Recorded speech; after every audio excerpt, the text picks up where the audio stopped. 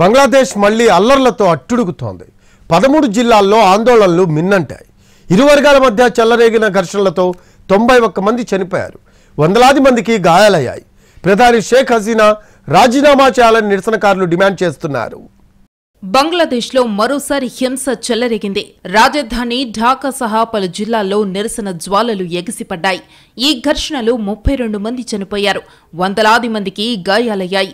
ఇదే అంశంపై ఇప్పటివరకు 200 మందికి పైగా చనిపోయారు. ఫ్రీడమ్ ఫైటర్ కోటాలో 30% రిజర్వేషన్లు కల్పించడాన్ని వ్యతిరేకిస్తూ గత నెలలో జరిగిన హింసాకాండలో చనిపోయిన వారి కుటుంబాలకు న్యాయం చేయాలని ఆందోళనకారులు డిమాండ్ చేస్తున్నారు. సహాయ నిరాకరణ ఉద్యమంలో భాగంగా రోడ్లపైకి పెద్ద సంఖ్యలో వచ్చి నిరసన తెలుపుతున్నారు. విద్యార్థులను అడ్డుకునేందుకు అధికార ఆవామీ లీగ్ పార్టీ మద్దతుదారులు యత్నించారు. దీంతో ఇరు వర్గాల మధ్య ఘర్షణ జరిగి ఉద్రిక్తతకు దారితీసింది. ఢాకా శివార్లలో పెట్రోల్ బాంబులు పేలినట్టు బంగ్లాదేశ్ మీడియాలో కథనాలు వచ్చాయి. ఈ క్రమంలో బంగ్లాదేశ్ హోంశాఖ కీలక ప్రకటన చేసింది. దేశంలో నిరవధిక కర్ఫ్యూను అమలు చేస్తామని వెల్లడించింది. సోషల్ మీడియాను తాత్కాలికంగా షట్డౌన్ చేయాలనే ఆదేశాలు కూడా జారీ అయ్యాయి. 4G మొబైల్ ఇంటర్నెట్ను ఆపేయాలని మొబైల్ ఆపరేటర్లను ప్రభుత్వం ఆదేశించింది. స్వాతంత్ర్య సమరయోధుల కుటుంబాలకు రిజర్వేషన్లను వ్యతిరేకిస్తూ ఇటీవల జరిగిన ఘర్షణల్లో చనిపోయిన వారి పేరిట సోమవారం రోజు దేశవ్యాప్తంగా శిలాఫలకాలను ఆవిష్కరిస్తామని నిరసనకారులు ప్రకటించారు.